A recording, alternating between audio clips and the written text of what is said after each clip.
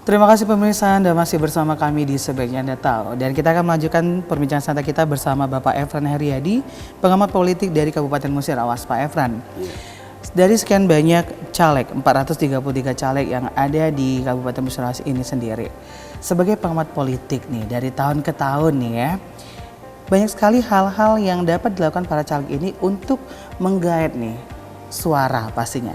Kalau dari pengamat politik Pak Efran nih, biasanya nih hal-hal apa saja yang menarik sekali tentunya para caleg ini untuk menarik suara nih?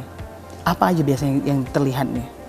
Ya, yang pertama saya rasa upaya yang dilakukan oleh para caleg ini, mereka sekali lagi harus memiliki modalitas popularitas. Mereka harus populer dulu. Jadi bagaimana mereka akan terpilih kalau mereka justru belum dikenal oleh masyarakat. Benar sekali. Yang berikutnya tentunya ini adalah saya tidak setuju dengan money politik atau politik transaksional. Tapi kita tidak munafik bahwa modalitas ekonomi ini wajib dimiliki oleh para caleg.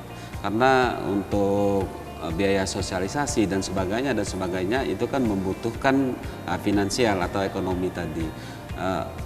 Dalam ini yang sebenarnya tidak mengejutkan, ketika saya dan kawan-kawan kami berkeliling di masyarakat, juga ada informasi-informasi dari banyak teman yang lain bahwa masyarakat kita, terutama di Kabupaten Musirawas, di Kabupaten Musirawas saya lihat mereka sangat permisif, artinya mereka itu menerima, memaklumi adanya money politik tersebut.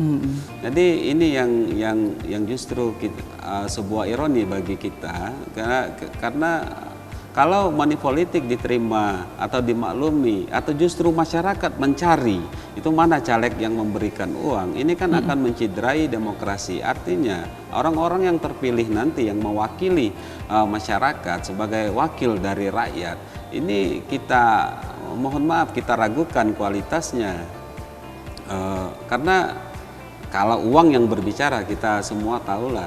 Tapi tentu sekali lagi, jika pertarungan ini memang menggunakan money politik, ya mau tidak mau yang mau terpilih harus menggunakan cara-cara seperti itu. Apalagi kita melihat di sini ada celah yang bisa dimanfaatkan oleh caleg untuk bermain di dengan strategi money politik tadi. Kita ketahui undang-undang pemilu ini sangat longgar dibandingkan dengan undang-undang pilkada. Artinya kalau saya melihat di sini hanya caleg yang bodoh lah yang akan terjun langsung memberikan uang untuk dia mendapatkan suara. Ini bisa dimanfaatkan dengan menggunakan tim dan sebagainya. Ini sekali lagi saya tidak setuju dengan adanya money politik. Tapi kalau kita lihat dari semenjak pemilu 2009, ini gejala ini terus masif. 2009, 2014 kemarin, dan perkiraan saya dan teman-teman 2019 ini money politik atau politik transaksional ini akan terus berlangsung. Baik, jadi memang money politik ini tidak bisa kita pungkiri Pak ya, tapi memang banyak sekali cara tentunya untuk para caleg menggait bagaimana sih agar suara itu balik ke mereka tentunya ya. Nah, Pak Efran Heriadi, seperti biasa di segmen terakhir kita mempersilakan untuk narasumber kita memberikan harapan atau mungkin ada informasi yang disampaikan untuk pemirsa di rumah tentunya, atau mungkin juga harapan nih untuk pemilu yang akan datang sesaat lagi tentunya, kami persilakan. Ya.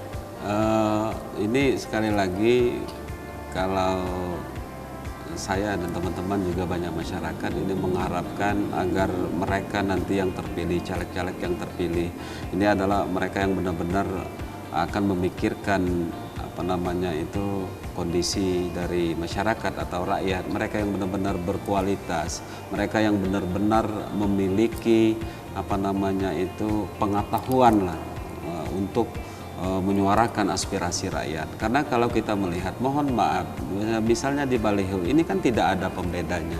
Tidak ada pembedanya, hanya foto caleg, hanya nomor partai, dan itu pasti misalnya mohon dukungannya dan sebagainya, itu kan artinya sama di sini. Sedangkan kalau kita melihat dalam marketing politik, ilmu marketing politik, saya membaca buku Firmansyah bahwa kenapa biaya dari pencalekan ini begitu besar. Karena apa? Karena rata-rata para caleg ini melakukan kampanye hanya menjelang pemilu. Kalau kita lihat yang kami saksikan sendiri bahwa sekretariat partai itu ramai menjelang pemilu saja atau beberapa hari setelah pemilu, dan setelah itu kosong. Artinya apa? Tidak ada kreativitas dari partai untuk menggaet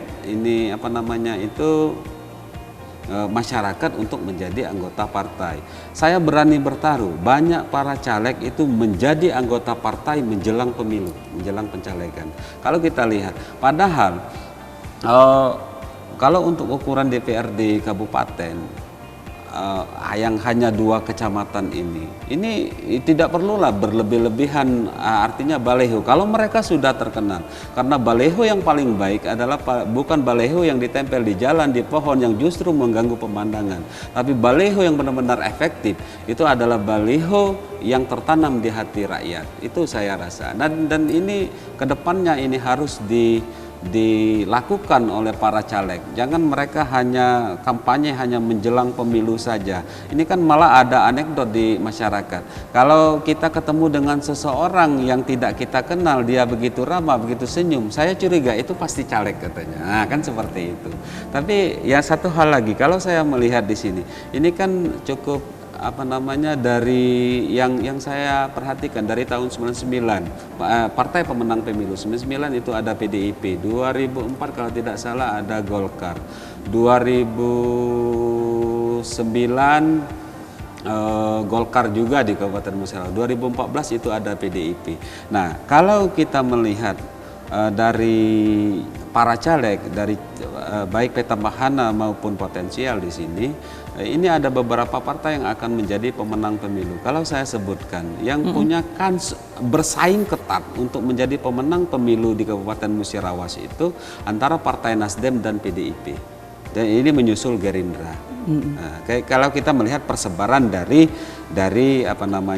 para caleg. Tapi sekali lagi dalam dunia politik ini tidak ada yang tidak mungkin. Semua kemungkinan bisa terjadi. Karena yang namanya politik itu mereka mempunyai keuletan, bisa bermanuver dan mempunyai strategi dalam memanfaatkan waktu yang tidak begitu lama lagi. Baik, nah dan juga teman pemirsa di rumah, bersama menjelang pemilu nantinya kita ciptakan pemilu yang aman, damai, dan juga bermartabat pastinya. Dan saran saya itu katakan tidak untuk money politik. Benar sekali, katakan tidak pada money politik.